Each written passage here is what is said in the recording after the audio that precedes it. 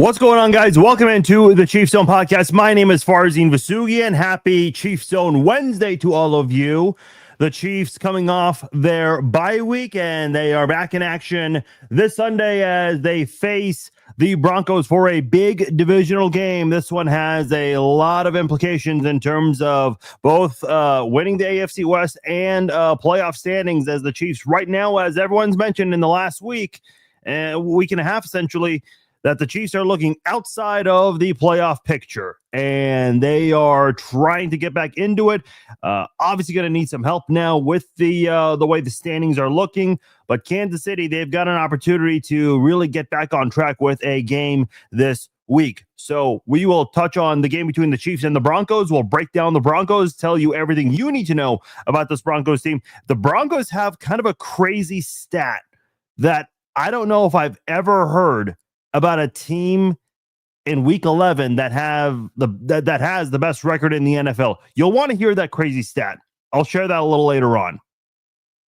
We'll touch on the Chiefs and Broncos game, like I said. Also, some news in and around the NFL. I know I mentioned this earlier in the week, but I did want to get into McCall Hardman and just some of the reactions to him joining the Buffalo Bills practice squad. Steve Spagnuolo has been in the news a little bit lately as a potential candidate for the New York Giants head coaching job. Would he consider it? Patrick Mahomes responded to Bills rookie Maxwell Hairston and his comments. You'll definitely want to hear that, and I think that is a very important discussion to have on this podcast. Also, we have a little bit of an update as far as the stadium front goes for the Chiefs, a little bit for the Royals as well.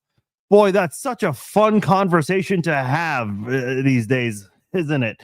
We'll touch on that here on this episode of the Chiefs Zone podcast. And of course, we'll interact with you guys. So give me your questions and comments below and we'll get into them.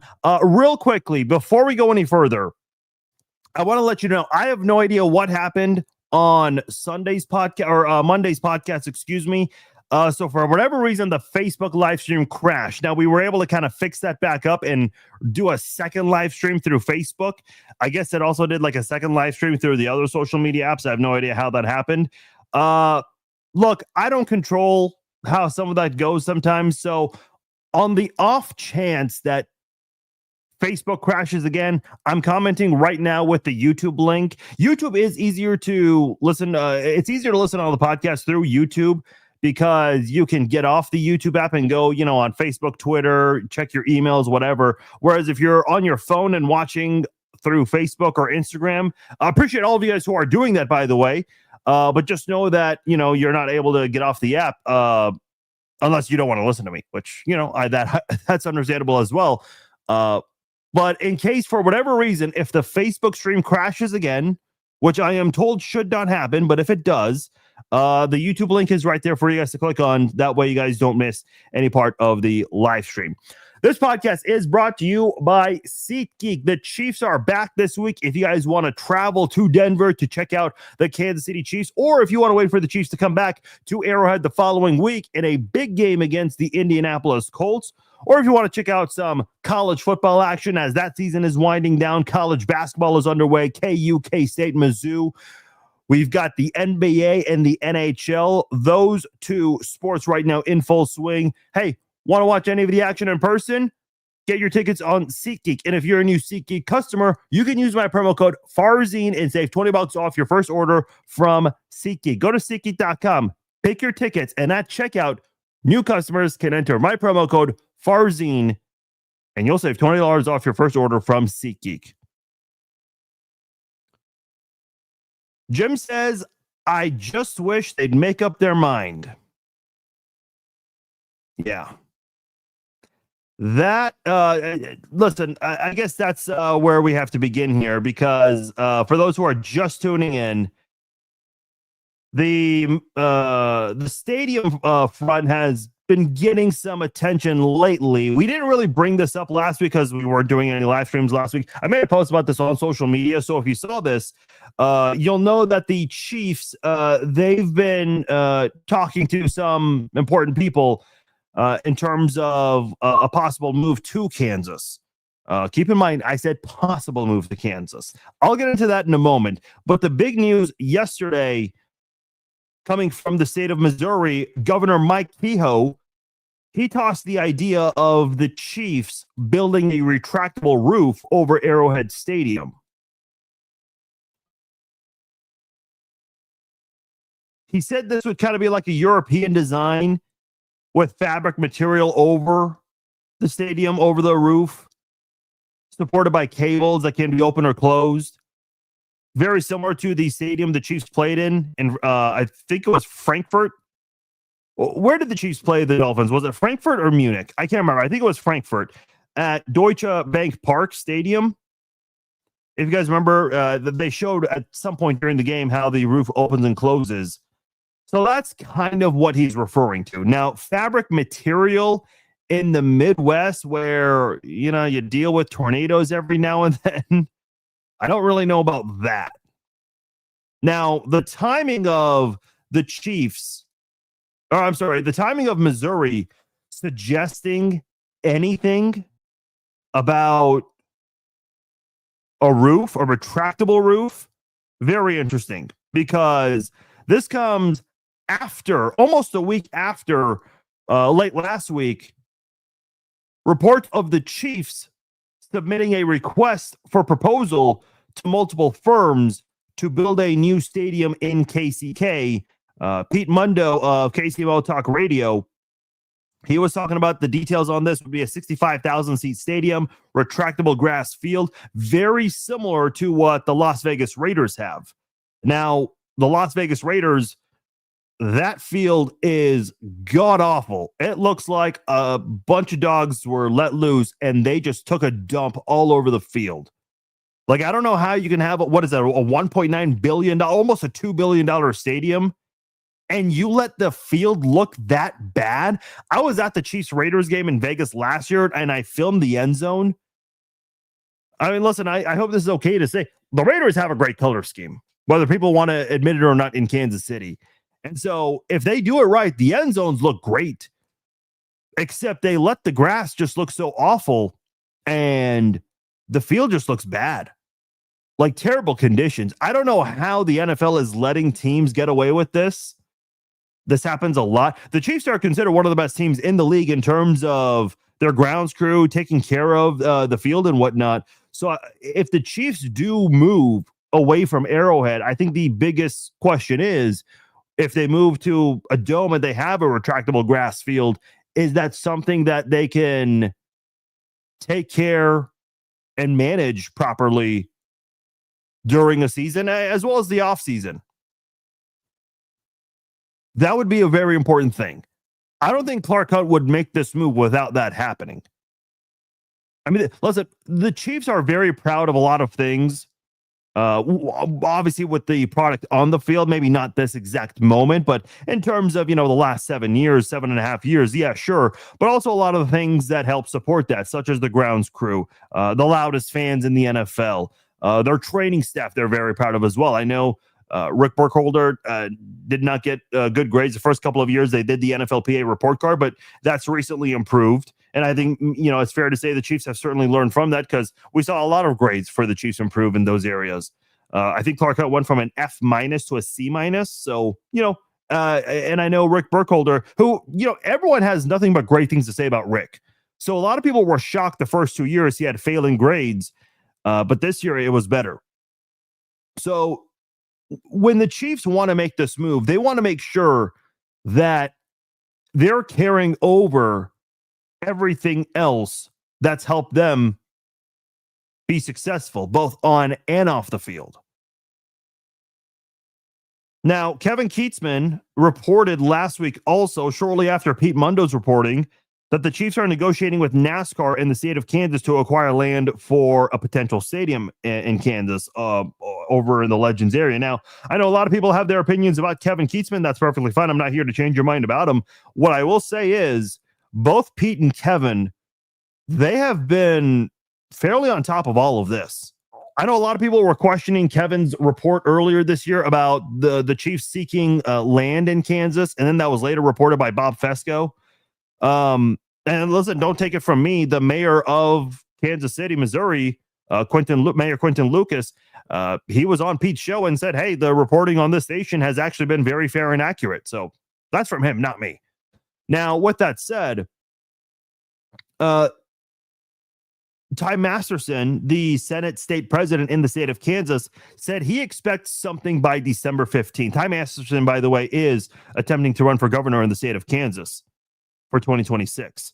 Now, this is the same Ty Masterson, with all due respect, who said that, back in late June, when the Chiefs extended the Star bonds, the thought was, we would still expect something within 3 months. Well, those 3 months have very well passed. I mean, we're in mid-November almost. This has been dragging out longer than it needs to go. I mean, they extended the Star bonds for a full year, but Ty Masterson, in the interviews that he's done publicly, he has said, look, we expect something by the end of 2025. We're in mid-November. Now, 6 weeks, I suppose, is enough time. I thought everything they've had up to this point now is enough time, but apparently not. They're moving the wheels on this. And back in training camp in late July, they said, we're getting closer. We're getting closer. Well, that was late July. Let's just say early August, just for the sake of this discussion. 3 months have passed since then. I don't know. When the Chiefs say, we're getting closer, I don't know what that means anymore, because this is dragged out way too long. Way too long. Honestly, longer than it needs to be. I know when we were getting closer to football season kicking off, the Chiefs had media availability helping promote the Nebraska and Cincinnati game at Arrowhead. And Mark Donovan spoke to the media, and he mentioned something about the possibility of having another vote in Jackson County, not the state of Missouri, in Jackson County, to see if they can get additional help financially from Casey Moe and Jackson County. And I know the question was asked, if that vote gets shut down again by Jackson County voters, what then? And he gave a really interesting response, said that would put us in a tough decision. So I don't know if the Chiefs have any plans to be done by December 31st. Remember, Kansas, their Star bonds extend all the way to next summer, basically the middle of summer, end of June. So this can go on for as long as the Chiefs want to make it go on for.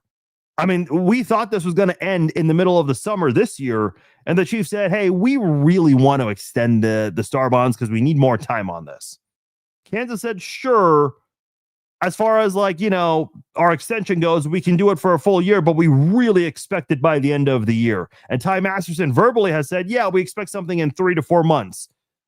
Those 3 to 4 months, have passed now. I mean, you got to make a decision here. Figure it out. I do not believe Jackson County would approve of a second vote. Well, here's the thing. The benefit the Chiefs have this time is they're not connected to the Royals. Look, I don't care what anyone says. People are shaming Jackson County voters for voting no, and I think that's completely unfair. The Chiefs, first of all, did not have a good renovation proposal. That wasn't anything that I thought was worth $800 million, which is now $1.15 billion. We don't know the new renovation plan. That has not been revealed yet, shockingly. I know Alex Smith was interviewing Mark Donovan on Sirius XM NFL Radio, and Mark Donovan was saying, hey, we have ideas and designs that we're mapping out for both Kansas and Missouri, and they both look great. Cool. That was before the season. Show it to us. We're in November now. This is, again, like I said, this is going on for way too long. Way too long.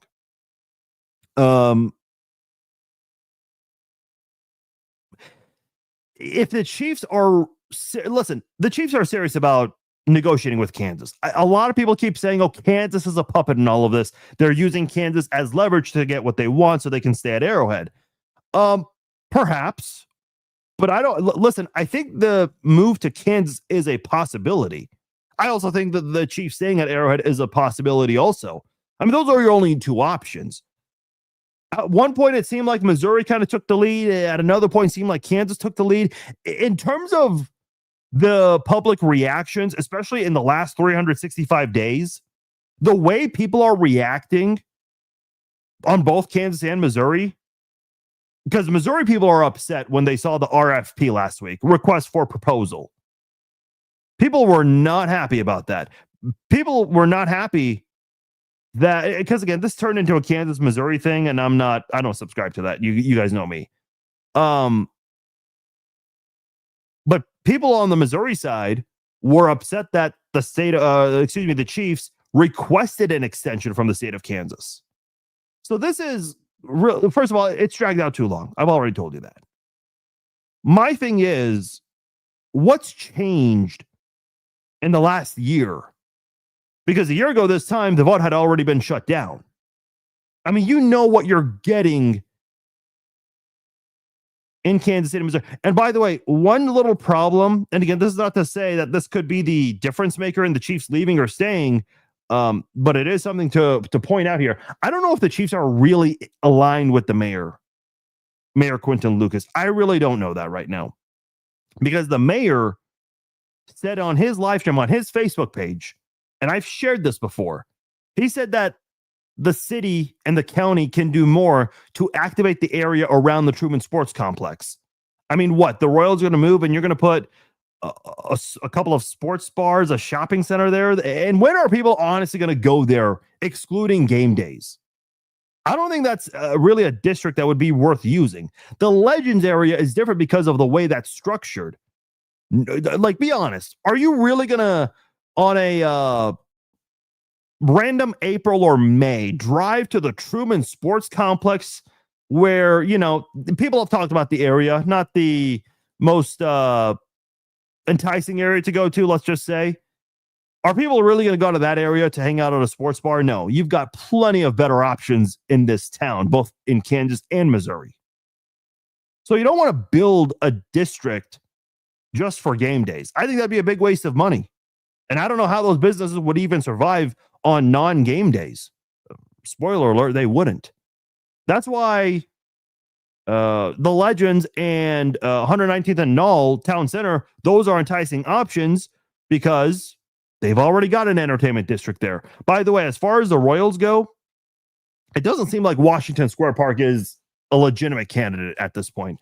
It truly does sound like it's either North Kansas City or 119th and Knoll. If they somehow pick Washington Square Park as the site, which logistically speaking, that is not possible, I would be shocked. I would be completely shocked. Next year is coming up quick and we'll be here before we know it. Yeah, I agree. I mean, the fact that, again, this is going on for too long, the fabric material in the Midwest is a joke. Yeah. When I heard that, listen, I think Missouri, and I know I listened to the what do they call it? Special session, I think it's called. I apologize. I'm not very well into politics. When I was listening to that, the senators, they did not shy away from the fact that Kansas has a better offer, even if Missouri approved of the 50% assistance for the Chiefs. The state of Missouri, that is, which they did pass. Was not the most one-sided vote, but they still got it to pass nonetheless. So that's one of those things right there where if you're the state of Missouri, you got to be completely honest here. You're feeling the pressure right now. And again, I don't know what's going to happen with the Royals. I know they're doing a monkey survey to ask for fans on their opinions. I don't know what they need from them. Like you're doing it after the season. It's just weird timing. But this whole Kansas thing, especially from the Chiefs side of things, that has momentum, whether people want to acknowledge it or not. Now, let me just be clear. And Pete Mundo said this when he talked about the RFP. This does not mean they're moving. This does not mean they made a decision. And a lot of people are acting like it is. It's not the case. They're not done. I do think the Chiefs will request a vote this spring, which is not at all what the state of Kansas would want to hear. But I guess when the extension, legally speaking, goes for a whole year, you kind of have to deal with it. As aggressive as Ty Masterson has been, and I'll say this because I've listened to Ty Masterson do multiple interviews, he's a man of very few words, but anytime he speaks on this subject, he's very optimistic. Now, he admitted in a recent interview with Pete Mundo, that is, that his optimism is starting to lose its patience. So that was a little interesting because he did say earlier this year that, hey, we expect something. When the Star bonds were extended this summer, he said we expect something within 3 months. And those 3 months have passed, as I've mentioned to you. Chiefs, Royals, get it together, man. Get it together. My feed is having issues. What does that mean? And is anyone else getting issues? If it is, let me know. Otherwise, let's move on here. Patrick Mahomes spoke to the media today. This is a really funny story. I can't even talk about this with a straight face. He spoke to the media, and the topic of Maxwell Harrison's comments came up. Maxwell Harrison, a phenomenal rookie defensive back for the Buffalo Bills, having a really good season. He was talking after the game when the Bills beat the Chiefs, and basically said that the Chiefs did a lot of things on film that they saw coming, and he went and attacked it, preventing the Chiefs from being able to do what they wanted to do, specifically with Xavier Worthy. And right away, when those quotes went public, a lot of Chiefs fans actually thought that was a good thing. And I'm over here thinking, and I've kind of provided a little bit of a different perspective on this, because what has been a big complaint with the offense? The play calling. That's always been a complaint in Kansas City. And listen, Andy Reid's a great play caller, but in certain situations, people do question some of those decisions. And looking at Andy Reid, I think he got maybe the biggest gift from Maxwell Harrison, who, by the way, made a rookie mistake. If you're the Buffalo Bills, you know there's a very good chance that you're going to see the Chiefs again. Now, if they're both wild card teams this year, which is a possibility, but if you're both wild card teams this year, the odds of that do go down. But hey, the football gods might make their magic work. Who knows? Now, with that said, I'm just looking at what Maxwell Harrison said. And because you know there's a possibility you might play this team again, you don't say those things publicly. And again, as a Chiefs fan, like many of you who have complained about the play calling, I think Maxwell Harrison just did the Chiefs a big favor. And maybe this was a wake-up call to tell the Chiefs, hey, look, you're kind of predictable at times. Even with all the talent at the wide receiver position, you're pretty damn predictable. Maybe change things up a little bit and make it less obvious. Because the Chiefs do that. The Chiefs do make a lot of things obvious. And listen, the jet sweep, the shovel passes, they've moved away from those because it feels like they exhausted those plays as much as they could in the past, to where teams kind of caught on with those. I mean, we saw, I think it was Xavier Worthy in the Jacksonville game. He got stuffed on a jet sweep that the Jaguars saw coming, especially when you're going in the direction of Josh Hines-Allen. That certainly makes it easy for him. But in general, you know, the Chiefs, look, they've got so much talent on this team. And I know one of the biggest complaints with the Kansas City Chiefs right now is the lack of usage of Tyquan Thornton. And I did some research and I looked at the top 100 receivers in the NFL right now. Receivers, running backs, tight ends, pass catchers, essentially. The top 100 players in receiving yards. Tyquan Thornton, out of the top 100 players, has the best yard per catch average at 22.2. Now, if you go to ESPN.com, it says he has the 8th best. Now, that's including guys that maybe have very few catches on the season. Like maybe some guy who was low on the depth chart that had like a 50-yard catch. He's high up there, but he hardly ever plays. So that's like the only catch he has on the season. I'm not counting those guys. I'm counting just the top 100 players in terms of receiving yards for this season. Nobody has a better yard per catch average than Tyquan Thornton.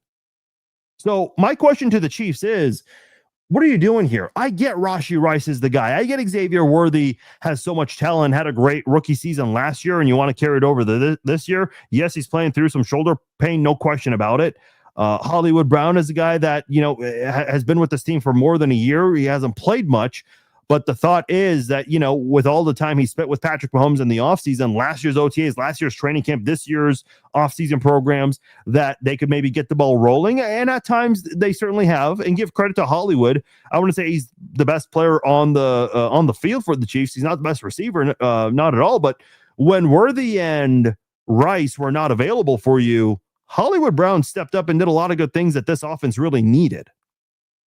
And it wasn't, I'm not saying that was the solution at the time, but it was helping the Chiefs, at least stay somewhat competitive in the 2 losses they had early in the season against the Chargers and the Eagles, and also helped them in the Giants game. But we all know Tyquan Thornton, he's had a really big hand in Kansas City's offensive success, or what you had earlier in the season.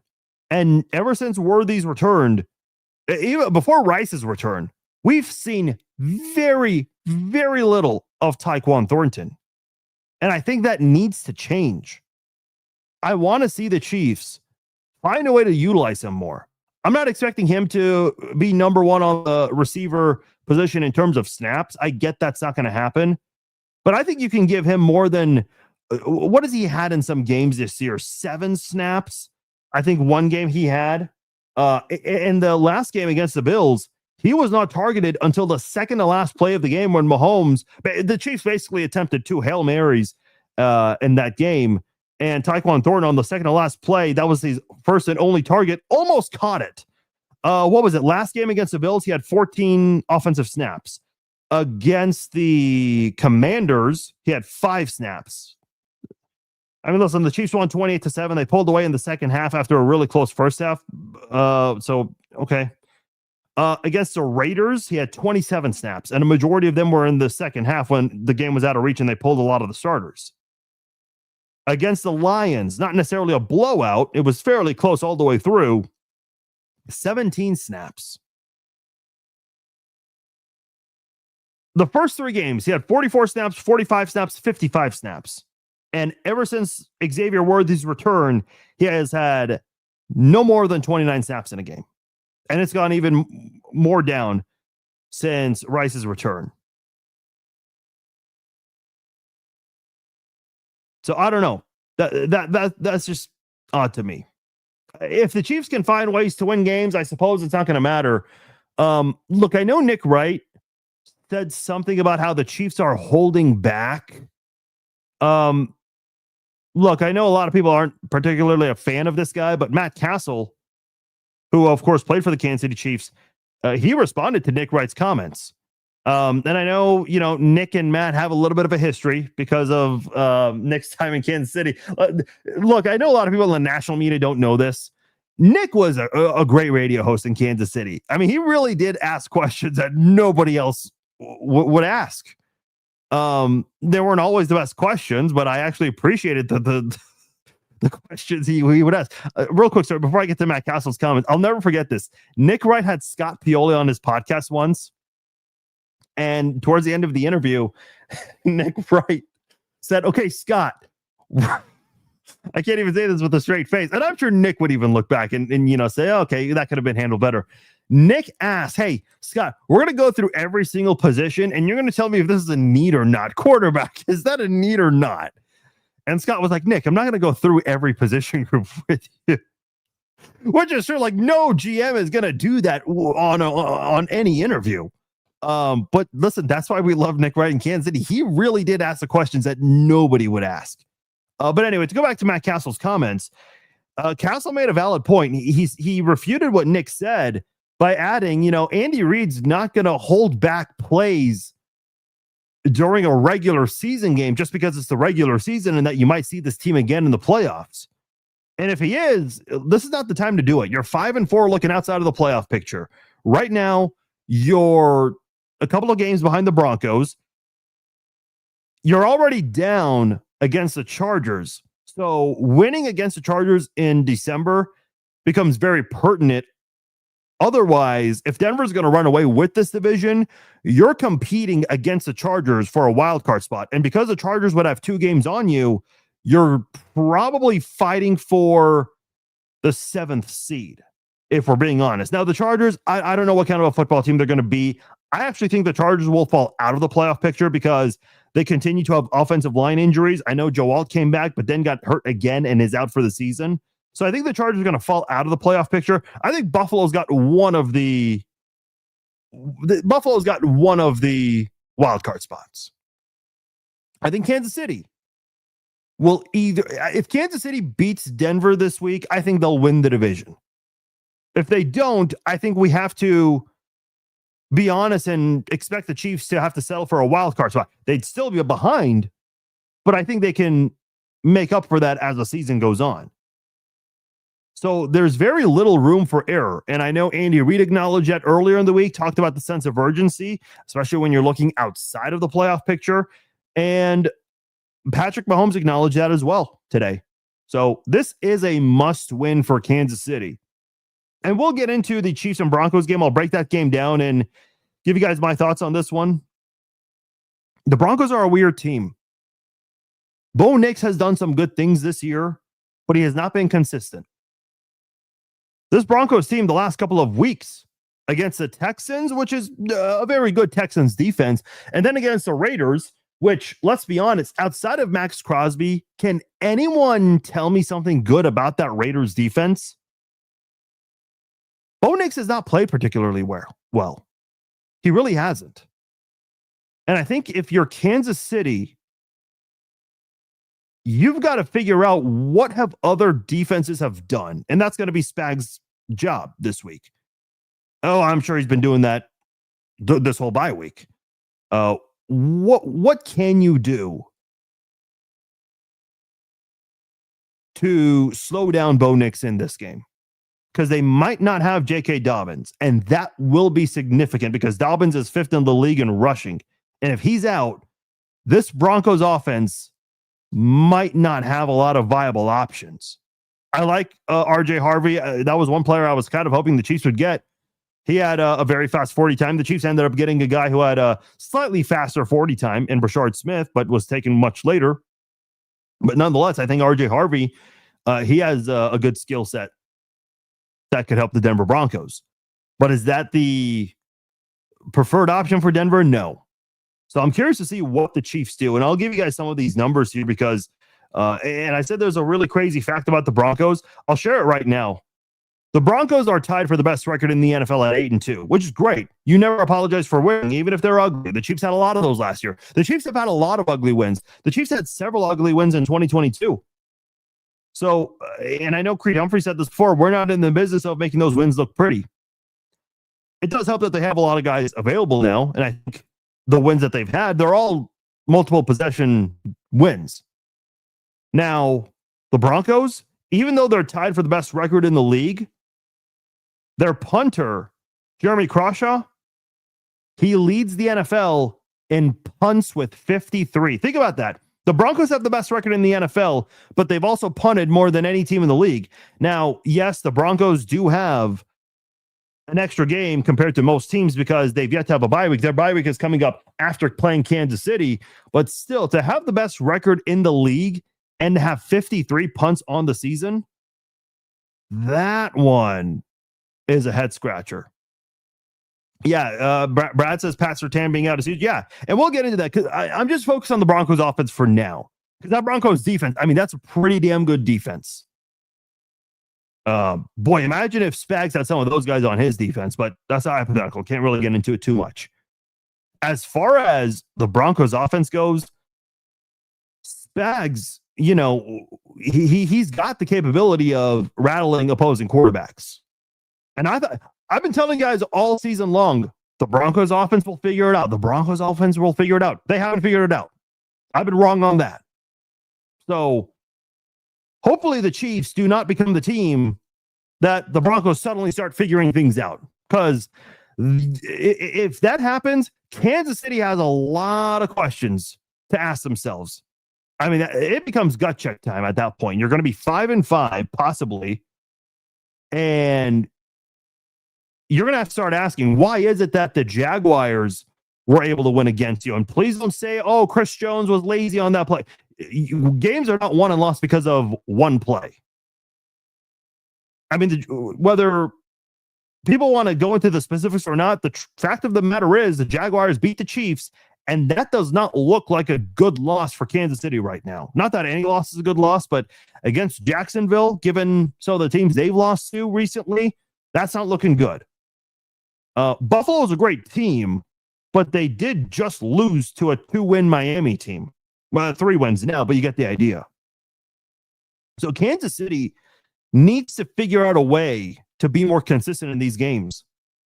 Because if the Chiefs somehow miss the playoffs, and I don't think that's going to happen, but if they lose this game, then you have to wonder, the 3 losses against the Broncos, potentially, the Jaguars, and the Bills. Those are games you could have had. Coulda, woulda, shoulda. I know. I don't like hypotheticals either. We can't really talk about what should have happened because the truth is, what matters is what did happen. And what's happened so far is the Chiefs have lost 2 games. Maybe they didn't have any business losing. Now, I will say this. I think Buffalo, if Kansas City scored more, I think Buffalo would have found a way to score more points. And the Chiefs, they can't allow the Broncos to have their best offensive output in this game. Because if that happens, there's going to be a lot of questions with this team. This is going to be a very hard defensive battle, I think, between the Chiefs and the Broncos. And we'll get into that shortly. Like I said, Spags, his defense is going to need to have a really big game on Sunday. I did mention Spags, and I do want to get into his situation right now. Of course, I know Spags will be asked about this tomorrow, and he'll probably refute it. But as you guys know, the Giants fired Brian Daboll. Daboll, of course, was the Chiefs offensive coordinator back in 2012. He's improved a lot since then. Did a lot of great things with Buffalo, Alabama, won coach of the year at one point with the Giants. But, your past does not always protect you. And the Giants felt like it was time for him to go after another big blown lead in the 4th quarter. Now, some of the media have put out there that Spags could be a possible candidate to become the head coach of the New York Giants. That's not something any Chiefs fan wants to hear. Chiefs fans have fallen in love with Steve Spagnuolo and everything he's done for this football team. I know it took a couple of years to get that defense in place that he wanted, but boy, it's been a lot of fun to watch. Now, the idea as to why Spags would be a candidate for the Giants head coaching job is because he's been the defensive coordinator there not once but twice. But when Ben McAdoo was fired, Spags was the interim head coach, and he has head coaching experience before. It's not great experience, but hey, listen, given what he's done as a defensive coordinator, I think he's certainly earned himself a second opportunity. There are a lot of head coaches who don't do well their first time. And sometimes even their second time, they don't do well. But if they continue to do well as a coordinator, they will draw interest from a lot of teams. Matt Nagy got interest last year. Spags has been getting interest for a couple of years now. Now, I will say this, for what it's worth to you, on DraftKings, they mentioned the Giants head coaching job and who could receive the title for next head coach of the Giants. They actually have odds on this. I did not know DraftKings had odds on this. Micah McCarthy is at plus 700. Bill Belichick is at plus 750. Gruden's at plus 800. Clint Kubiak is at plus 850. Then it's Mike Kafka, who's right now the interim head coach and former Chiefs quarterbacks coach. I would be interested to see if the Chiefs would reach out to him if in the event they lose Matt Nagy in the offseason and he does not get retained by the Giants. Then it's Lou Anamaro, the defensive coordinator for the Colts, Cliff Kingsbury, offensive coordinator of the Commanders, Joe Brady, the offensive coordinator of the Bills. I think he certainly is in position to earn himself a job. Jesse Minter, Jeff Hafley. So those are the top 10 guys they have. Spags is not on that list. Could that change? Of course. But here's the thing. Spags is from that area. And he's been with the Giants multiple times. He's had multiple stints there. As much as people don't like to admit it, I think we have to accept that Spags would seriously consider that. Do I think Spags would get it? Probably not. I think the Giants would go in a direction like Mike McCarthy. I think, honestly, Joe Brady is really at a position now where he could seriously become a head coach, and maybe that's where he goes, especially with some of the offensive weapons there. Jackson Dart, Cam Scadaboo, Wan'Dale Robinson, if he returns. I'm not familiar with his contract situation. Malik Neighbors, when he comes back from injury, happened earlier in the season, so he's got plenty of time to recover there. I think the Giants would honestly be a great place for a lot of offensive coordinators to want to go to because of the offensive weapons you have there and the potential you might add in that offseason. So we'll see. Like I said earlier, Nagy's been receiving interest. The rumor, that is. The Titans, obviously, you've got the Mike Borgonzi connection, who was an assistant GM of the Chiefs. He's now the GM of the Titans. So it would make sense that maybe Mike Borgonzi would consider hiring Matt Nagy. So those are some things to consider there. All right. I got to get into this real quickly here because Mecole Hardman, he is on Buffalo's practice squad. Which, listen, first of all, he doesn't have a lot of options at this point. He has to accept some job. He couldn't make Green Bay's practice squad, or I'm sorry, he couldn't make the Green Bay roster and was on their practice squad, then was let go for reasons unknown. When he was with the Jets before getting traded back to the Chiefs, the Jets, who are not a good team, they said, yeah, we'll send you back to KC. What are you giving us? A fourth or a fifth? Whatever that pick ended up being, a sixth. I can't remember what it was. They said, yeah, sure. You can have Mecole Hardman back. We don't want him. I did not watch Hard Knocks that year, but apparently on Hard Knocks, when the Jets were on it that season with Aaron Rodgers, Mecole Hardman, I guess Mecole Hardman was told by a fortune teller that his season would end with a Super Bowl win. Well, that fortune teller was right. He caught the game winner there. And by the way, I've seen a few Chiefs fans say, oh, why would he go there? Basically shaming him. And I know fans, they talk about loyalty in sports. Look, man, Mecole Hardman doesn't have a lot of options. He has to accept the job somewhere. Otherwise, this guy might have to find another line of work because I don't think this guy's made that much money to where he could just retire and stay at home forever. No. I mean, I'm not familiar with what sponsorships Mecole has, if and any. So you've got to be on someone's practice squad. And this is kind of reminding me of Neil Smith. We had Neil on the podcast over the summer, and that was a podcast that got mixed reactions. A lot of people saying, oh, he's a traitor or whatnot. He specifically brought up on the podcast that the Chiefs did not want him. He was not wanted back in Kansas City. Guess who wanted him? Denver. Like, do I like that as a Chiefs fan? Hell no. No Chiefs fan should like that. But you got to look at it from his perspective, too. Like, you can't just be like, no, you guys were a rival of ours. I'll never go to you. I mean, they wanted him. And let's be honest, he made the right decision. Because Kansas City, unfortunately, was struggling in the 90s. In terms of the playoffs went. I mean, listen, same thing with Mecole Hardman. He's on a really good football team. Let's be completely honest. Buffalo's a good team. Do we like Buffalo? No, we don't. But that's a good team. Tyreek Hill did say that he's going to be a difference maker for Josh Allen. He could be. Listen, Mecole Hardman has a great skill set, but we haven't seen that come to fruition at any point in Kansas City. Looked good his first 2 years, but it went way down right after that. I don't know why, but hey, listen, man, even if it's a team like Buffalo, I'll always wish Mecole Hardman the best. And listen, I know it was a very simple corn dog play, but you still have to do your job to make that happen. McCole Hardman was on the receiving end of the most epic moment in Chiefs history. A walk-off touchdown in overtime of the Super Bowl. We've only had 2 Super Bowls go to overtime. McCole Hardman became the second player to score a touchdown in overtime of any Super Bowl. So I'll always appreciate McCole Hardman. For me, I'll never forget my reaction to that moment.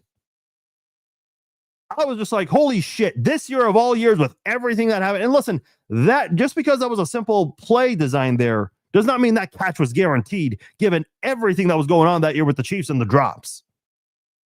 So McCole Hardman, he secured it, and the Chiefs won the Super Bowl.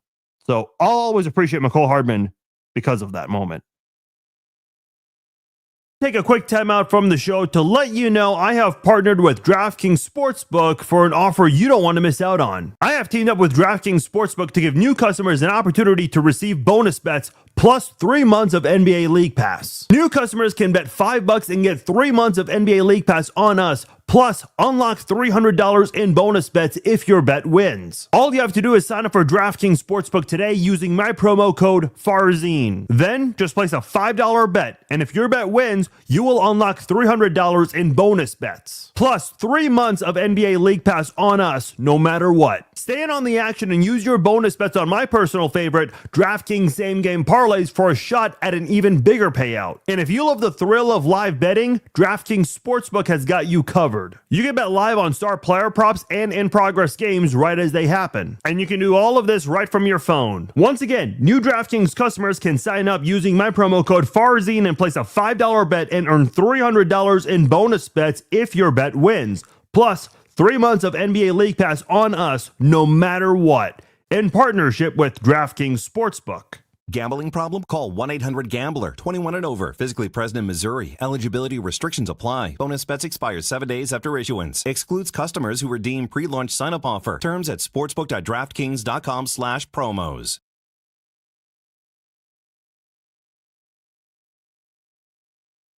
Thomas says, I think it was the year prior they had all the drop. No, Super Bowl 58 was that season. It was that season because that's when they had all the drops. They brought back McCole Hardman to try to help that. It really didn't. Listen, that was a weird year. Even Justin Ross, who had all this hype coming out of college, but then had the injury and was let go by the Chiefs, and he's still not on a team, which is shocking to me because he had all that hype at one point. But I guess teams don't really have any interest. He was on Kansas City's practice squad, I think, all of last year, and no one claimed him. So. That's the path of Justin Ross. But my point is, even that year, Justin Ross had drops, and he barely was on the field that season. And then it ended with McCole Hardman getting that game-winning touchdown for the Super Bowl. Hardman was a great supplement to Tyreek Hill. When Hill left, Hardman started to fade. That's a really good point, Charlene. Yeah, because I remember, when the Tyreek Hill audio came out, remember that? The child abuse allegations? That was a really weird weekend. And the Chiefs, their first pick came in the second round, so they drafted McCole Hardman thinking he would replace Tyreek Hill. Because a lot of people said McCole Hardman is very similar to Tyreek Hill. And he is, just a little bit taller. But when Tyreek Hill was cleared of any wrongdoing, he came back and people thought, wait a minute, these two are going to play together now? And they actually looked really, really good. Especially when Sammy Watkins was still part of the picture as well. And I think Tyreek got injured for a few games to start the season, like 4 or 5 games. So McCole actually stepped up during Tyreek Hill's absence. And when he came back, especially in 2020, McCole Hardman was pretty good. But yeah, I do agree with you. I think once Hill left, that is when Hardman just was not the same anymore. That's a really good point. I still feel like with his speed, the Chiefs could have found ways to utilize him better. Like, remember that divisional round game against the Bills in Buffalo when Tyler Bass missed? I know Bills fans love to cling on. You guys are lucky because our kicker missed. Sure. I guess the counterpoint to that is Tyler Bass is lucky he even had a chance to tie the game because McCole Hardman fumbled at the 1 and the ball rolled into the end zone for a touchback. Because Andy Reid got way too cute with the play calling, to our point earlier about the Chiefs and how they make some things a little too obvious at times, which is weird because McCole Hardman twice inside the 5 in that game fumbled. He only had 2 touches that whole game, and he fumbled both of them. It was weird. It was a really weird game for sure. He housed one versus Tennessee.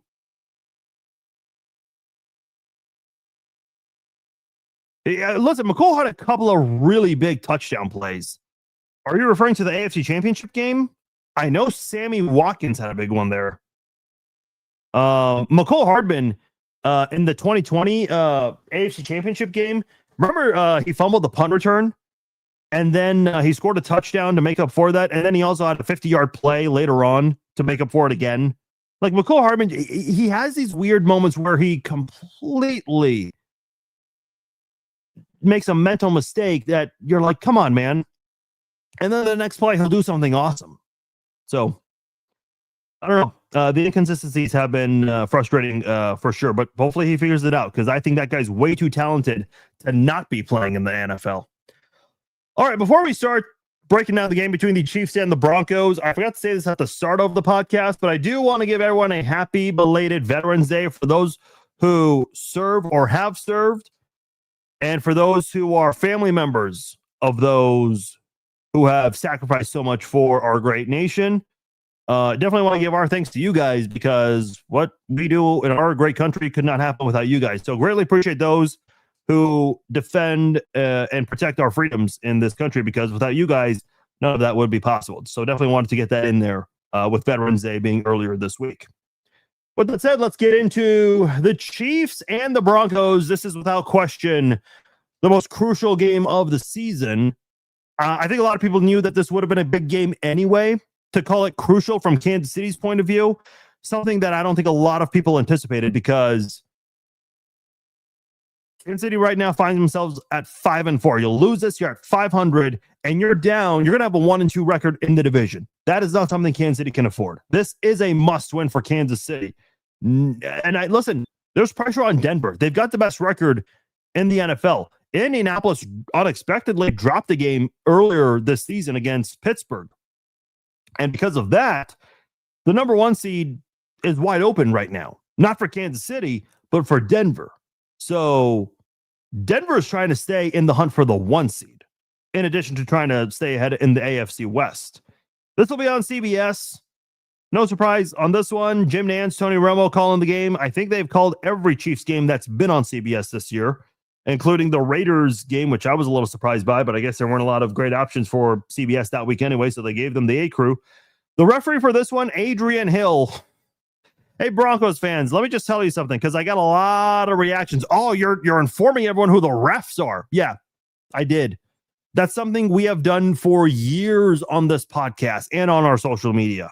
Yeah, we've been doing it for years. By the way, Broncos fans are not happy that Adrian Hill is the referee. I did not know this, but I'm going to go with, because I've had multiple Broncos fans tell me this, so I'm just going to go with it.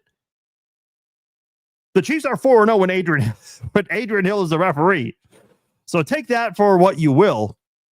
But Broncos fans are already using that as like a preemptive excuse for this game. So that's interesting. The Chiefs opened up as 3-point betting favorites. That is now at 3.5, according to DraftKings Sportsbook. The Chiefs are minus 205 money line favorites, whereas the Broncos are plus 170 underdogs, and DraftKings has the over-under at 43.5. That is tied for the third fewest over-under for Week 11. Thought that was interesting. So just something to be aware of there. Patrick Mahomes, 13-1 in his career against the Broncos. The last time Mahomes started a game in Denver, that was when the Chiefs lost. Mahomes had the flu going into that game, and the Chiefs, I think, lost that one by a score of 24-9. Was not the greatest game from Russell Wilson, but because the Chiefs offense was not producing in that one, the Broncos were able to pull away in that one there. So Patrick Mahomes, 13-1 all-time in his career against the Broncos. Keep in mind, the Chiefs, specifically Mahomes, did not play that game last year in Denver because the Chiefs had the 1 seed locked up. So rightfully so, they rested all their starters. As far as the injury report goes for this game, on the Chiefs side of things, the only Chiefs player who did not practice today was Isaiah Pacheco due to a knee injury. He did not play a week and a half ago, against the Bills due to the knee. and Clyde Edwards-Helaire played that game. Did not start, but did get a little bit of action in that game. George Karlaftis was limited in practice due to a thumb injury. Now, listen, with any football player's mentality, especially a defensive lineman, I think it's going to take more than a thumb to keep George Karlaftis out. But nonetheless, that was on the injury report. Jaden Hicks, Charles Omenihu, Josh Simmons, Trey Smith, and Juwan Taylor, they're all on the injury report, but they were all full participants. To be clear, Josh Simmons is not injured. He didn't visit the trainers, but they still put his injury designation as personal, not injury related. So that is listed on there for his injury reason, not designation. I apologize. That was the wrong choice of words. His reason for being on the injury report. Juwan Taylor did leave the Buffalo game a little early. He's listed with knee and ankle. Trey Smith is still visiting the trainer due to a back injury. I've said this before and I'll say it again. If you visit the training staff, you're on the injury report. That's how that works. As far as the Broncos go, they have a lot of guys on their injury report that did not practice today. The tight end, Nate Atkins, J.K. Dobbins, a running back I mentioned earlier, him not being available could seriously be a difference maker in this game because the Broncos don't have a lot of options on offense. Jonah Ellis also on there. Alex Singleton due to an illness. A very interesting story that came out after the Raiders game because the Broncos and the Raiders played on Thursday Night Football last week. So the story that came out with Alex Singleton is he received a random drug test, and on that drug test, it was discovered that he had testicular cancer that he had to remove. So they took care of that. So, hey, listen, good news for him. He came out personally and acknowledged this, announced it. So the good news, and I saw this from Luca Evans, who covers the Denver Broncos, mentioned that he was able to remove that tumor a day after playing against the Raiders. So crazy story there. Glad to hear he's in good health.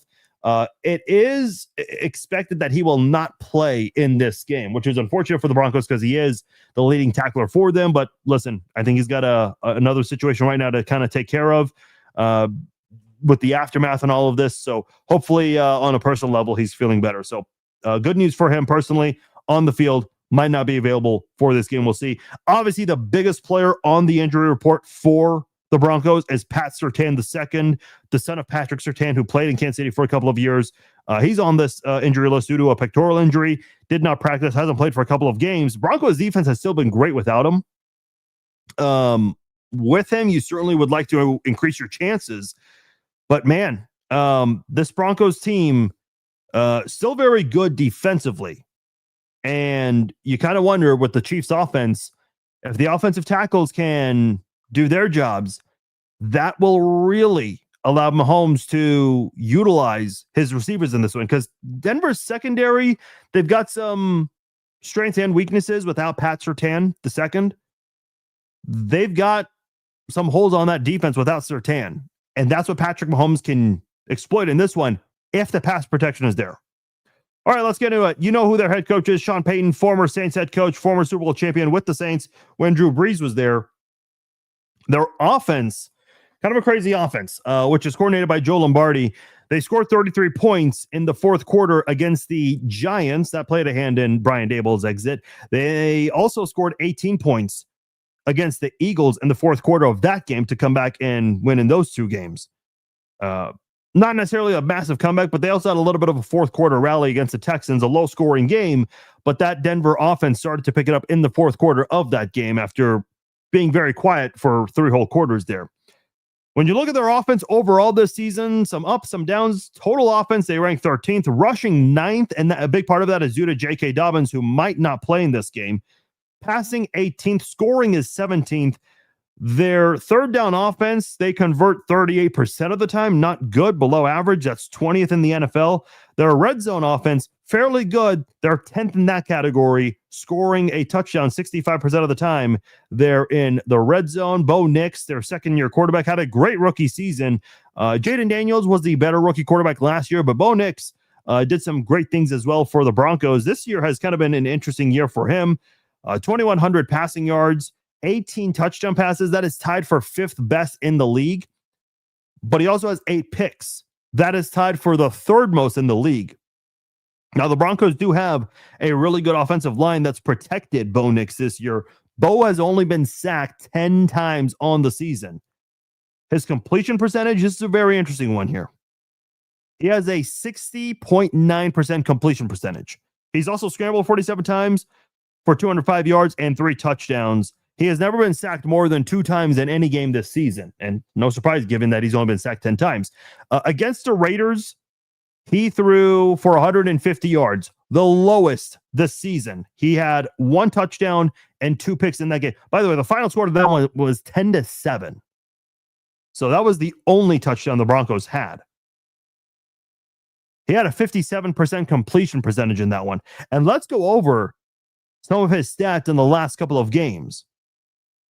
Against the Raiders, I just told you, 150 yards, 57.1 completion percentage. Against the Texans, 173 yards, also severely low. 48.7% of his passes were completed. And I know the Texans have a great defense, but that is astronomically low. Against the Cowboys, great offense, but bad defense, 247 yards. Almost 66% of his passes were completed. Listen, if the Chiefs play that same Cowboys defense later this month on Thanksgiving, I'd like to think Mahomes can do much better than that, because that Cowboys defense is brutally bad. Against the Giants, 279 yards and a 54% completion percentage. Again, that's against the Giants. So, and that's one where he really had to rally in that 4th quarter, scoring 33 points. Bo Nix has really had some hot and cold moments, more cold than hot for sure. So you're thinking if Kansas City can get to him, this could be a one-sided game in terms of the matchup between the Broncos offense and the Chiefs defense. The problem is the Chiefs have not been very consistent getting to the quarterback, and the Broncos have a great offensive line. To kind of go over who they have on that offensive line, Garrett Bowles, right now rated by Pro Football Focus the best pass blocker in the NFL. He's allowed 8 pressures, no sacks. That is incredibly good.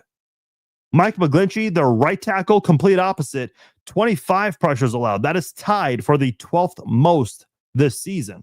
The Broncos offensive line as a whole, they've only been charged for allowing 4 sacks. Now, if you're wondering, what about the 6 other sacks? That could maybe be charged to a tight end or another pass blocker that's not an offensive lineman.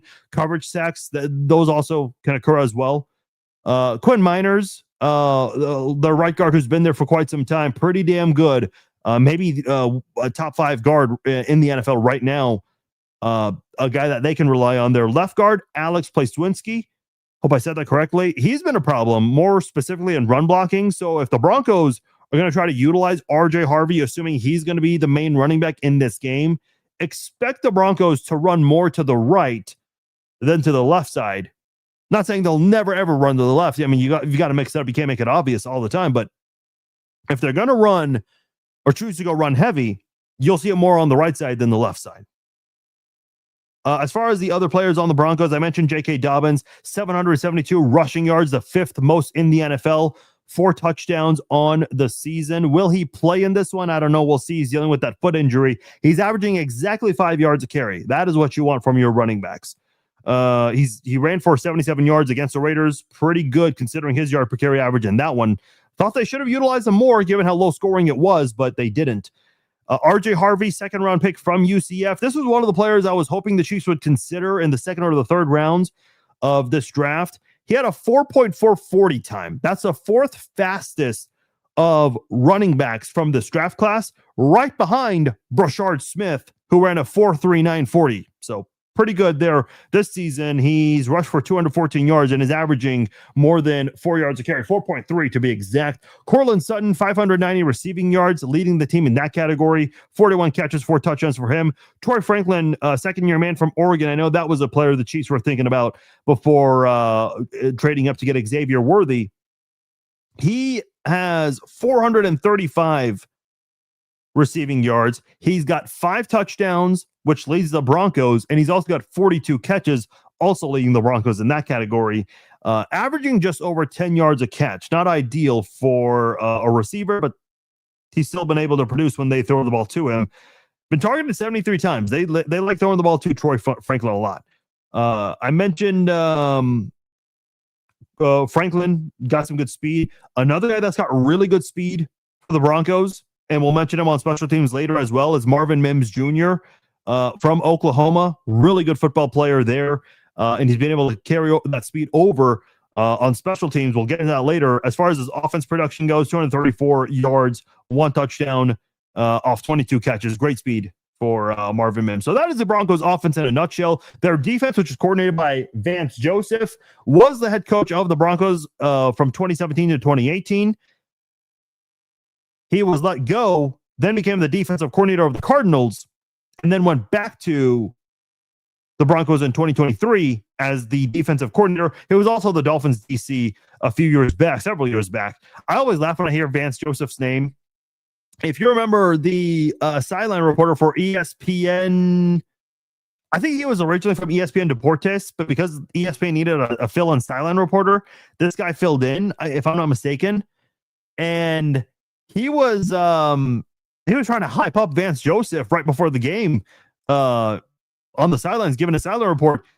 And I think he just like stumbled on his words and forgot what he was going to say. And he goes, Vance Joseph, and he paused and he said, he is having the time of his life right now. I'm like, that's an interesting report. Well, hey, it's Monday Night Football. Glad he's having the time of his life.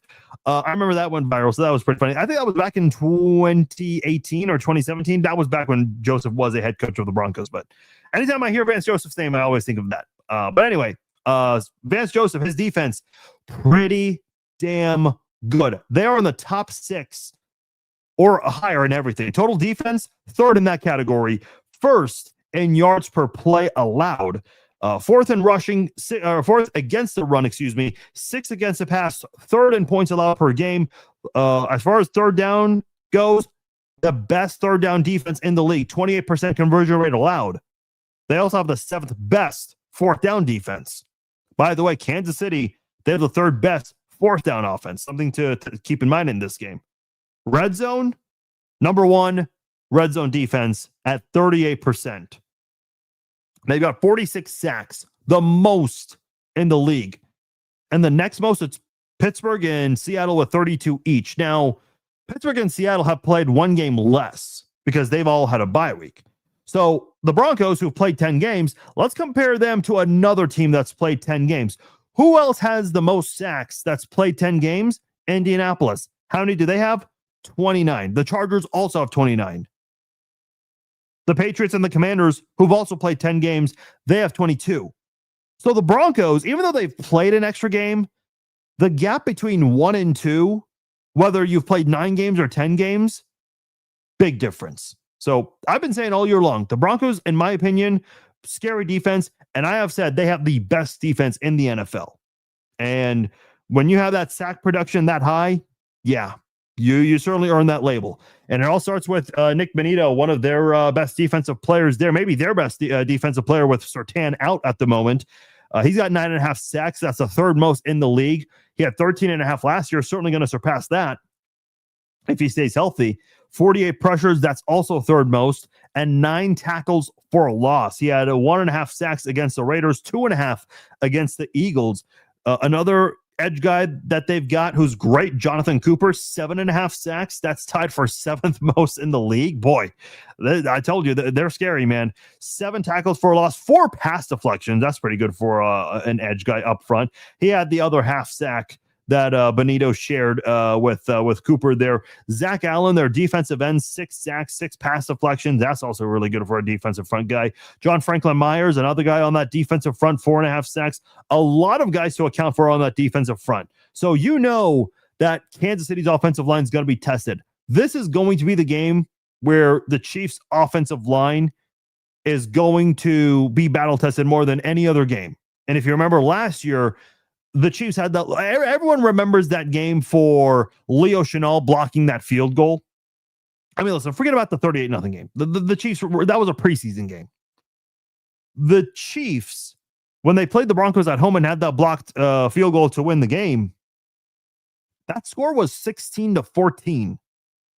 And listen, if that kick was not blocked and it was through the uprights, would have been 17-16. Still fairly low scoring.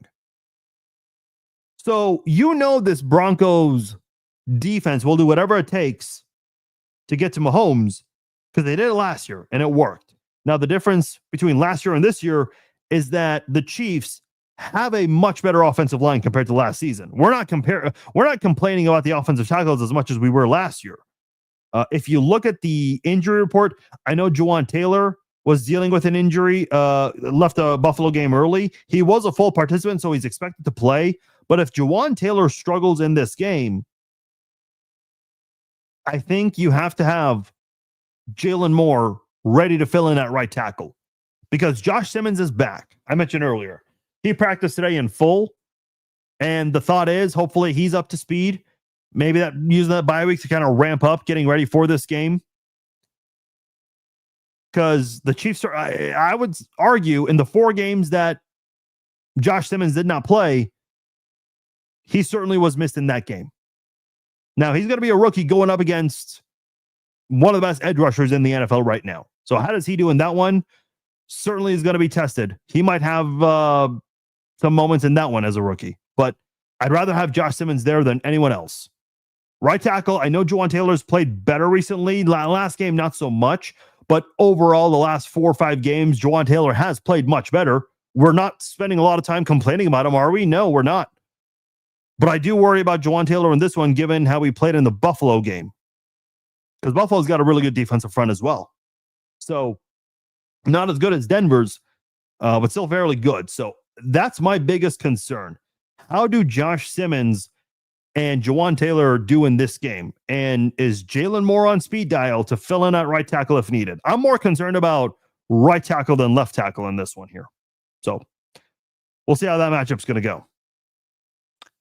Vijay on Instagram says undefeated till the rest of the season, postseason, Super Bowl, Chiefs, Rams. Okay. All right. I love the optimism. Love the optimism. To finish up the Denver Broncos defense, we talked about their defensive front. They also have Tillman, who's got 2 picks on the season. Their linebackers, I mentioned Singleton, might not play in this game here. Justin Cernod, 70 tackles on the season. 1 pick. One of just 5 picks on this Denver defense, surprisingly. Given how great their defensive front is, they've only got 5 picks. And to kind of go back about the Denver offense, I forgot to mention this. They have dealt with some drops as well. I don't know exactly how many, but that's been an issue this year. And I know that there was that one play on 3rd and 1. They do a backwards pass to try some weird, cute trickery play that did not at all work to fruition. I know Broncos fans were complaining about that a lot after the game. To go back to the defense, I mentioned a couple of their linebackers. Dre Greenlaw, former 49er, remember him, certainly. Part of that defensive group as well. I mentioned Pat Surtain earlier, may not play in this game, probably won't play in this game. They do have a really good safety in Talanoa Hufanga, one of the best safeties in the league, especially in coverage. But the rest of their secondary, certainly some ups and downs there. They've got Jaquan McMillan. Opposite of him, Riley Moss filling in for Pat Surtain. This is the one player I think every Chiefs fan needs to keep an eye on. Number 21, Riley Moss. If Kansas City's offensive tackles can block and stand up to Benito and Cooper, Patrick Mahomes will have the time he needs in this game to get the ball to his receivers. And with Riley Moss getting more playing time because of the injury to Surtain, Patrick Mahomes is going to pick on Riley Moss, especially if the safety help is coming from Brandon Jones. If the safety help is coming from Hufanga, that'll help the Broncos. But if it's coming from Brandon Jones, that'll be an issue. That'll be an issue for the Broncos defense. So I'm really curious to see, especially if they go man-to-man, Patrick Mahomes is going to pick on Riley Moss in this game. Number 21 on the Broncos defense. Keep that in mind.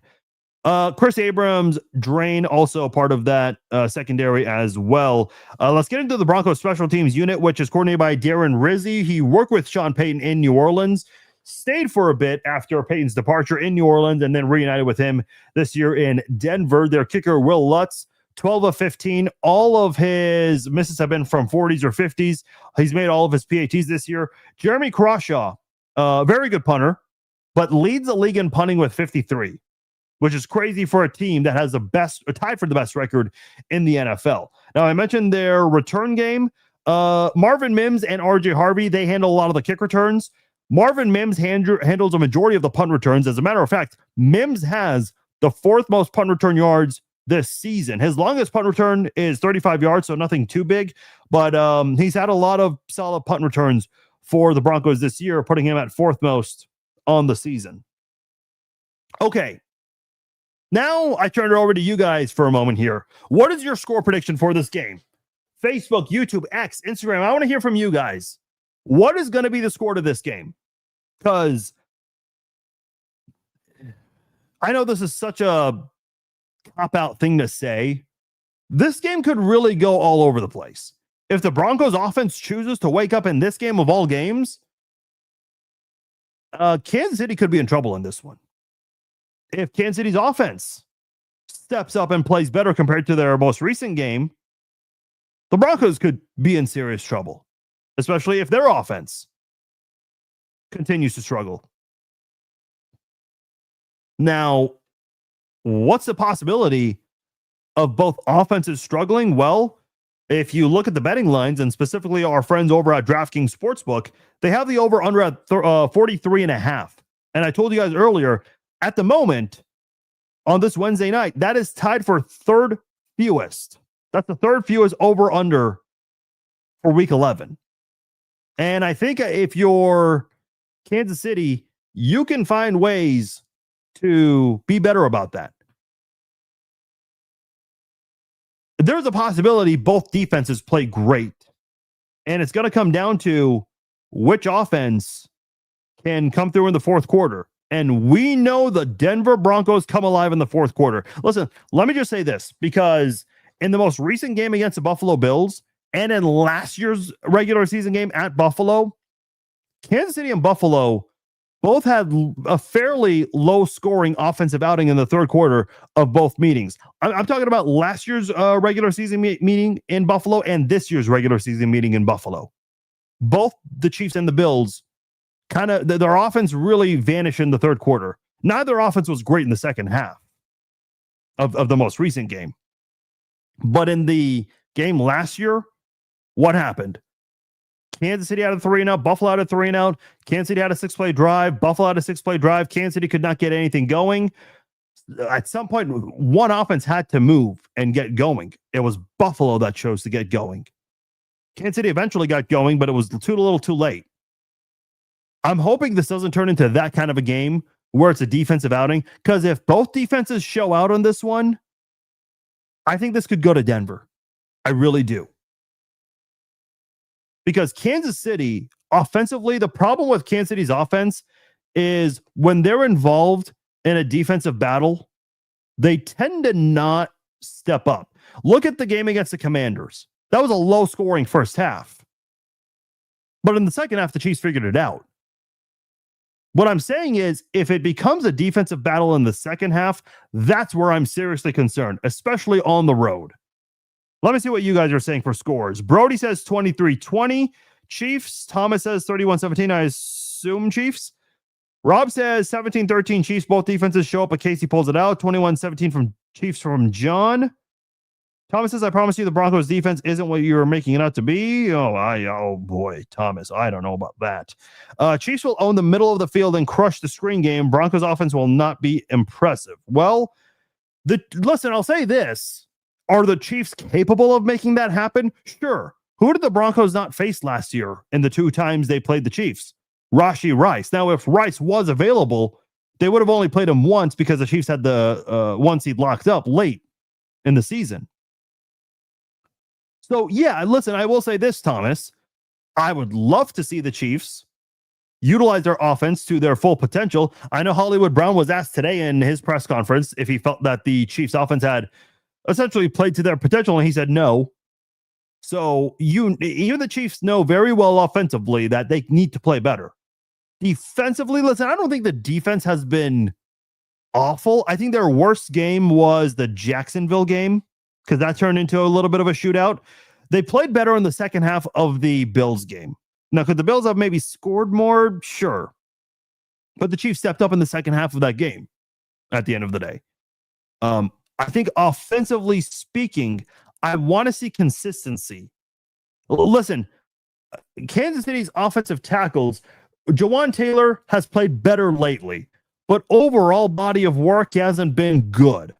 Most recent game, Jawan Taylor had a bad game. Josh Simmons, hopefully he's in football shape. He's been out of action for a month, plus the bye week. So hopefully he's been able to use the bye week to ramp up and get himself back into full football shape, because he is a rookie that's going to face a very good edge rusher. Listen, I think the Broncos are going to get to Mahomes a couple of times. And I think the Chiefs, with their specialty linebacker and DB blitzes, I think they'll get to Bo Nix a couple of times as well. Unfortunately, their defensive line alone is not good at that. Can Mike Pennell help change that? Hopefully. He's only played one game back so far, so we'll see if that defense can play better with Mike Pennell back. But I don't know, man. I get a little concerned because the Chiefs have been inconsistent. Let me just say this, because I know the Kareem Hunt play, they call it the Hunt Bunt. Had no idea until the most recent game. That's been very effective. I think Jim Nantz and Tony Romo said that's more effective than the tush push. Listen, I guess numbers don't lie, but that's kind of a surprise. I will say this, whenever Kareem Hunt needs just 1 or 2 yards, he'll get like 4 or 5 sometimes. Now, I know what a lot of people are going to say. Farzine, right before halftime, they gave the ball to Kareem Hunt, and he got stuffed for a loss. Yeah, he did. Want to know why? Because the Chiefs ran the worst running play you could have ran for Kareem Hunt on a short yardage situation. You had trips left. I think it was Hollywood Brown, Rashee Rice, and Xavier Worthy. As much as I love having those three on the field, that's not what you should have. That's not the personnel you should have if you're going to do the Hunt bunt. If you're going to run a passing play like a little bubble screen, yeah, sure, I am all in favor of that play. But that's not what they ran. They ran a Hunt bunt, and that's why he got stuffed. The right personnel was not on the field. John says, let's nix out Nix. That's a big key right there. I like the way you put it. That's a good one. I like that. I like that a lot. Sherilyn says 2031 Chiefs. We know the Chiefs come alive in the second half. Hopefully. Last game, we didn't see much of that.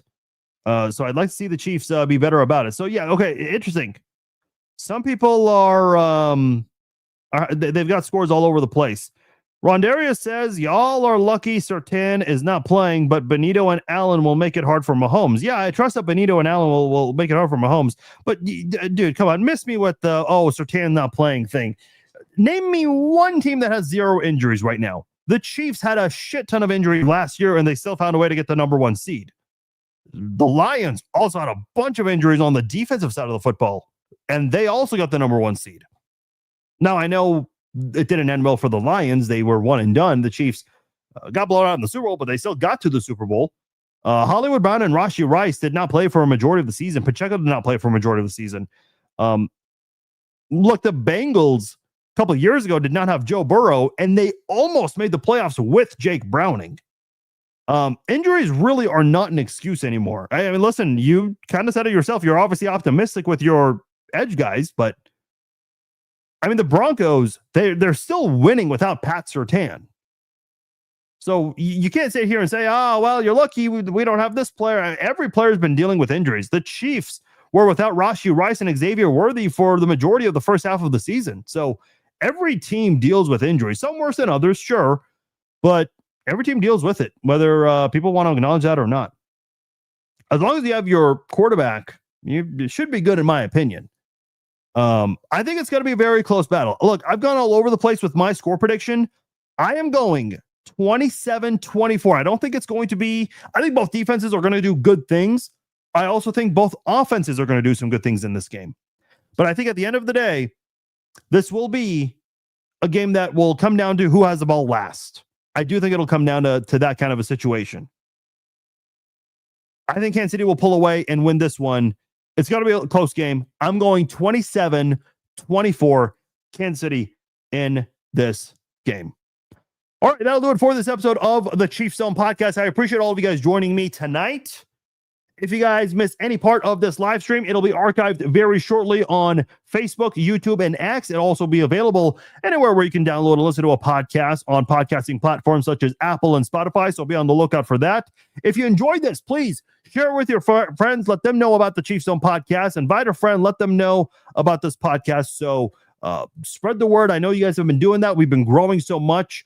Every year, the show continues to get bigger and bigger, and it's because of you guys. When you guys share, when you guys comment, when you guys like these live streams, and also all the posts, that really does help spread the word about our content and the podcast. So please continue to do that. That's how we get pushed out there in the algorithm, and I greatly appreciate all of you who have been doing that.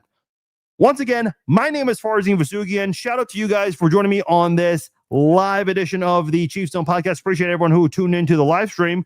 We'll be back this Friday, Red Friday live chat, 5 p.m. Central Time. And then Sunday, we'll have the pregame live chat at 10 a.m. Central Time. Join me for that. Then we'll have our halftime live stream and our postgame live stream. We'll do the Chiefs Zone podcast live with your call-ins. So make sure you guys tune in for that. Again, I'm Farzin Vasugian. This is the Chiefs Zone podcast. I will talk to you all for the Red Friday Q&A live chat. Take care.